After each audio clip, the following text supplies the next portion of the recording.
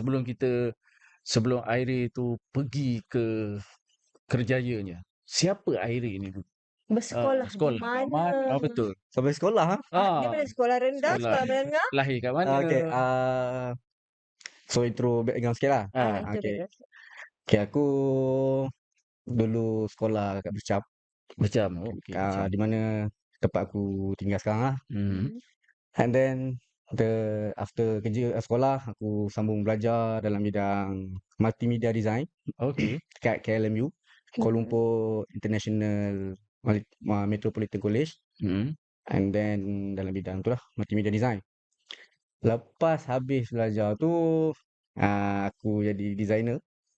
Kat Terus Ipoh lah. kerja lah. Terus kerja. Maknanya mula ni designer. Ya, designer. Mula dengan designer So aku memang ada basic designer, aku memang design.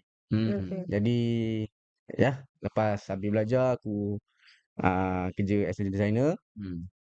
And dalam masa yang sama juga aku belajar fotografi lah sendiri.